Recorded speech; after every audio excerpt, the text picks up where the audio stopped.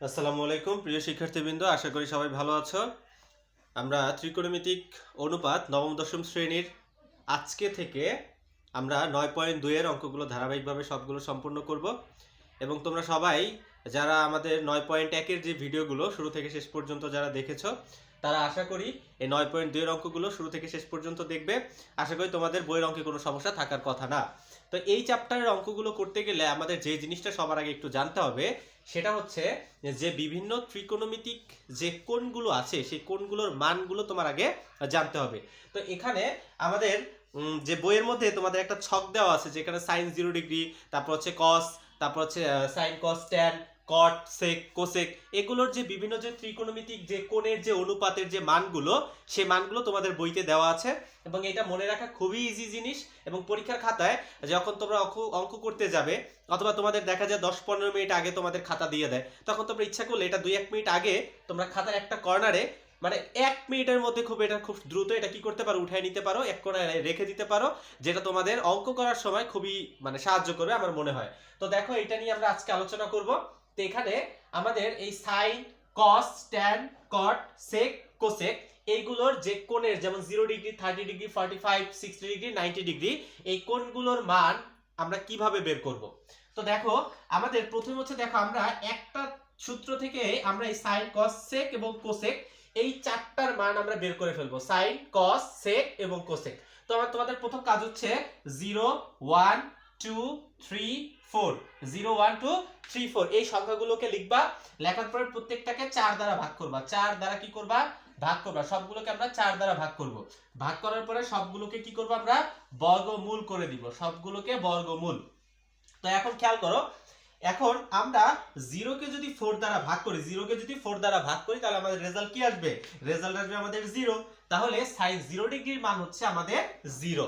এরপর হচ্ছে খেয়াল করো, এখানে 1 এবং 4, উপরে আছে 1 নিচে আছে 4, এই 1 এবং 4 এই দুটাকে কি করা যায় না? কাটাকাটি করা যায় না। তাহলে 1 কে যদি 1 কে যদি আমরা বর্গমূল করি তাহলে 1 হবে, আর 4 কে যদি বর্গমূল করা হয় তাহলে কত হয়? 2 হয়। তাহলে √1/4 ইকুয়াল টু আমরা কি লিখতে পারি? হাফ লিখতে পারি।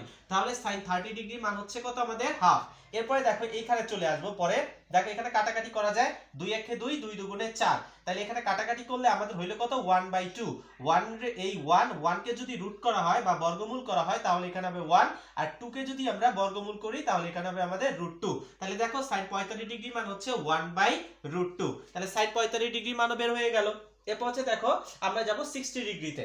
দেখো এখানে 3 আর নিচে আছে 4, 3 এবং 4 কাটাকাটি করা যায় না, ভাগ করা যায় না। একই সংখ্যা দ্বারা যদি ভাগ করা না যায় তাহলে আমরা কি করব? বর্গমূল করে দিব। দেখো 3 কে যদি আমরা বর্গমূল করি তাহলে এখানে আমাদের কি হবে? √3।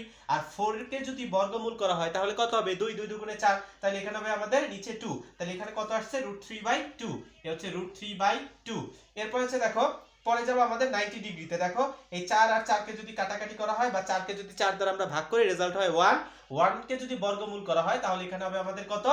1। তাহলে দেখো আমাদের sin 0 30 45 60 এবং 90 ডিগ্রির মান কিন্তু আমরা পেয়ে গিয়েছি। কি করছি? জাস্ট 0 1 2 3 4 লিখছি, সবগুলোকে 4 দ্বারা ভাগ করছি এবং সবগুলোকে কি করা হয়েছে? বর্গমূল করা হয়েছে।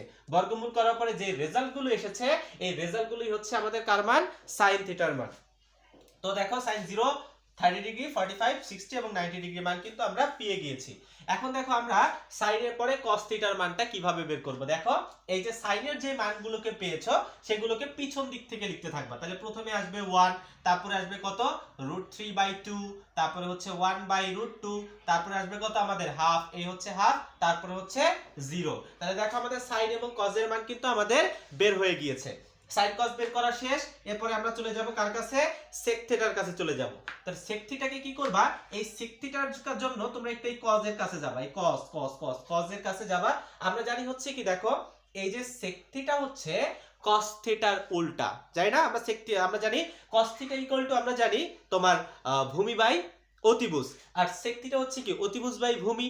অর্থাৎ এই cos থিটার মানটাকে আমরা জাস্ট কি করব? উল্টায় দিব। জাস্ট কি করব? উল্টে দিব। যদি উল্টে দিই তাহলে দেখো 1 এর যদি উল্টাই তাহলে 1ই হবে, এটাকে যদি উল্টাই তাহলে 2 যাবে উপরে, √3 চলে আসবে নিচে, তারপর হচ্ছে এটাকে যদি উল্টাও √2 চলে যাবে উপরে, নিচে আসবে কত? নিচে আসবে যে তোমার 1। আর এখানে যদি আমরা উল্টাই তাহলে এখানে কি হবে? দেখো তোমার এই 2 চলে যাবে উপরে নিচে আসবে 1 আর 0 এখানে উল্টে এখানে অসংজ্ঞায়িত, এটার মান হচ্ছে কি অসংজ্ঞায়িত। তাহলে এই হচ্ছে আমাদের sec থিটার মান। দেখো প্রথম হচ্ছে 1 রে উল্টাইছো 1, এটাকে উল্টাইলা, এটারে উল্টাইছো, এখান থেকে এটা যদি উল্টাও 2 চলে যাবে উপরে, নিচে চলে আসবে 1, আর এখানে এই 0, এটা মনে রাখবে, এটা হচ্ছে আমাদের কি অসংজ্ঞায়িত। এরপরে হচ্ছে দেখো তুমি কোসেক থিটার মানটা যখন বের করবা, এই যে মানগুলো আছে এই মানগুলোকে তুমি পিছনের দিক থেকে লিখতে থাকবা। তাহলে প্রথমে আসবে আমাদের অসংজ্ঞায়িত, তারপর হচ্ছে 2, তারপর হচ্ছে আমাদের √2, নিচে 1 লেখার দরকার নাই, তারপরটা হচ্ছে 2/√3, তারপরটা হচ্ছে কত 1। তাহলে দেখো কোসেক 0 ডিগ্রি মান হচ্ছে অসংজ্ঞায়িত, কোসেক 30 ডিগ্রি মান হচ্ছে 2, কোসেক 45 ডিগ্রি মান হচ্ছে √2, কোসেক 60 ডিগ্রি মান হচ্ছে 2/√3 এবং কোসেক 90 ডিগ্রি মান হচ্ছে আমাদের 1।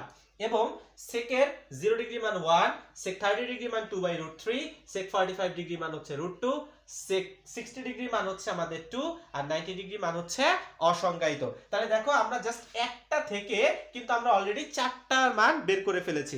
এখন আমরা চলে যাব যে সেকের মান শেষ, এখন আমরা চলে যাব tan এবং cot, এই দুইটার মানটা আসলে আমরা কিভাবে বের করব।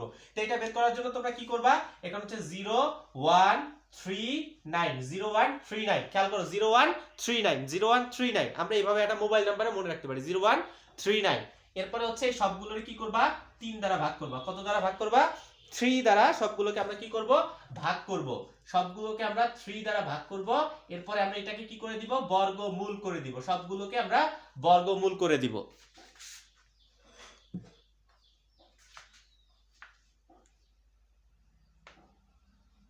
আচ্ছা আচ্ছা, এতদূর পর্যন্ত লেখাটা দেখাচ্ছে না, আমি দুঃখিত।